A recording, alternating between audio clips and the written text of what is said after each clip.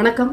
இன விடுதலை, ஈழ விடுதலை, வர்க்க விடுதலை, ஜாதி ஒழிப்பு, தமிழ்மொழி பாதுகாப்பு என்ற உயரிய நோக்கங்களுக்காக போராடி அதற்காக தன்னுடைய ஆசிரியர் பணியை துறந்து சனாதானத்தை எதிர்த்து போராடியதால் அதற்கு பரிசாக தூக்கு தண்டனை பெற்றபோது கூட தன் உயிர் பிச்சை வேண்டி கருணை மனு போடாத மானமிகு தாத்தா புலவர் கலியபெருமாள் மற்றும் அவரை போலவே பிற்படுத்தப்பட்டோர் பட்டியலினத்தோருக்காக போராடி அவர்களுக்கான அரசு வேலைகளில் 50 முதல் 60 விழுக்காடு வரை வேலை வாய்ப்புகளில் இடஒதுக்கீடு கிடைக்க வித்திட்டவர்.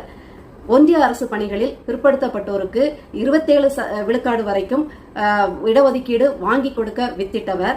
அது மட்டுமல்லாமல் பீகார் மாநில போராளிகளோடு இணைந்து போராடி பீகார் மாநிலத்து அரசு பணிகளில் பிற்படுத்தப்பட்டோருக்கு 27 விழுக்காடு இடஒதுக்கீடு வாங்கி கொடுத்தவர். இவருடைய போராட்டத்தின் விளைவாக மண்டல ஆணையம் நியமிக்கப்பட்டது என்பது உண்மை வரலாறு.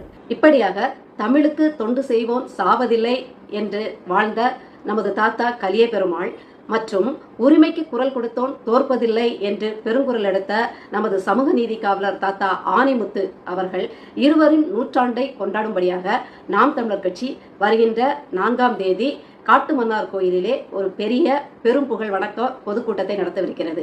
நாம் தமிழர் கட்சி பிள்ளைகள் மற்றும் தமிழர்கள் நம் இனத்திற்காக, நம் இனத்தின் பெருமைக்காக, நம் உரிமைக்காக போராடிய இந்த பெரியார்களை போற்றும் விதமாக அனைவரும் ஒன்று கூட வேண்டுமாறு தாழ்மையுடன் கேட்டுக்கொள்கிறேன். உங்களால் இயன்ற நிதி பங்களிப்பினை கொடுக்கும்படியும் தங்களை வருந்தி கேட்டுக்கொள்கிறேன். நன்றி, வணக்கம்.